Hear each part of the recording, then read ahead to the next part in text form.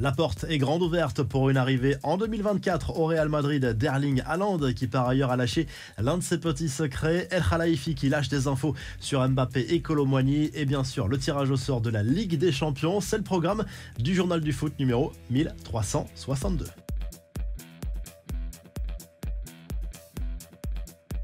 On revient rapidement sur le tirage au sort de la phase de groupe de la Ligue des Champions version 2023-2024. Ça ne vous aura pas échappé, ce sera du très lourd pour le Paris Saint-Germain tombé dans le groupe F en compagnie du Borussia Dortmund, de Newcastle et de l'AC Milan. Ce sera difficile mais pas injouable pour le RC Lens dans le groupe du FC Séville, d'Arsenal et du PSV Eindhoven. Le Bayern Munich est tombé avec Manchester United, le Real Madrid avec le Napoli. Ce sera beaucoup plus simple a priori pour Manchester City, le tenant du titre tombé dans le groupe de Leipzig, de l'Étoile Rouge de Belgrade et des Young Boys de Berne. N'hésitez pas à nous donner votre avis sur cette phase de groupe et les chances des clubs français dans cette compétition.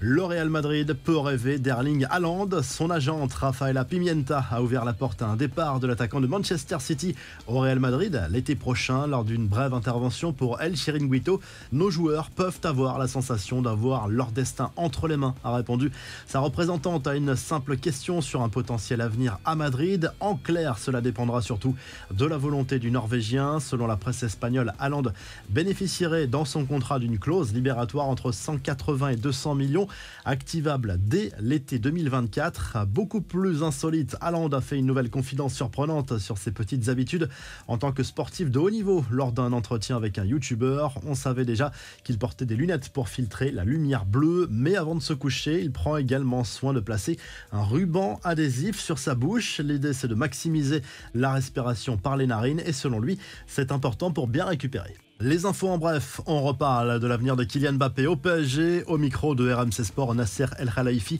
a lâché quelques mots sur ce dossier bouillant qui a animé encore une fois une bonne partie du mercato estival. Kylian est un joueur du PSG, on a de très bonnes discussions avec lui, c'est un joueur magnifique, une prolongation. Je ne veux pas parler de ça, a expliqué le président parisien, mais très clairement, il y a des discussions actuellement avec le clan Mbappé. El Khelaïfi qui a refroidi également les supporters au sujet de la piste Kolo Muani. Il a expliqué que les deux clubs avaient encore des propositions trop éloignées. Fin du mercato estival ce vendredi soir à minuit, mais une dernière offre parisienne est attendue dans la journée pour le buteur de Francfort. Le PSG qui a officialisé par ailleurs la signature de Bradley Barcola, montant du transfert 45 millions d'euros auquel pourrait s'ajouter 5 millions de bonus. L'ancien lyonnais a expliqué avoir été séduit par le discours de Luis Enrique, par la perspective de gagner de nombreux titres et d'évoluer avec de grands joueurs.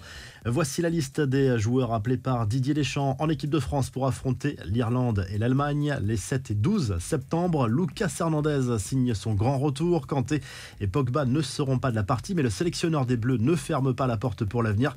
Malgré l'absence de Christopher Nkunku, l'attaque est exceptionnelle. Coman, Dembélé, Giroud, Griezmann, Kolo Muani, Mbappé, Thuram, même si Griezmann est plutôt à considérer comme un milieu de terrain désormais.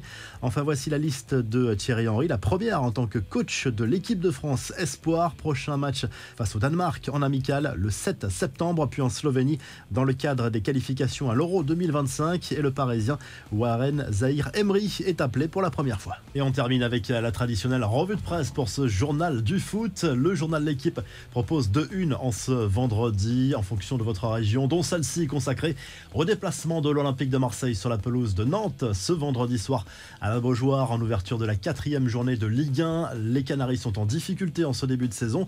L'OM veut prendre au moins provisoirement les commandes de la Ligue 1. En Espagne, le journal Marca partage sa une entre Erling Haaland et Aitana Bonmati, respectivement désignés joueurs et joueuses de l'année par l'UEFA. C'est peut-être de bon augure pour l'attaquant de Manchester City en vue du prochain Ballon d'Or, même si l'UEFA récompense surtout les joueurs qui ont brillé dans ces compétitions, en l'occurrence la Ligue des Champions. Pep Guardiola repart lui avec le trophée de meilleur coach de l'année sans surprise. Et en Italie, le Corriere dello Sport se penche sur le choc entre la Roma et l'AC Milan programmé ce vendredi soir en ouverture de la la 3e journée de Serie A. 65 000 spectateurs attendus au Stadio Olimpico pour assister notamment au grand début a priori de Romelu Lukaku avec le club romain. Si le journal du foot vous a plu, n'oubliez pas de liker et de vous abonner et on se retrouve très rapidement pour un nouveau journal du foot.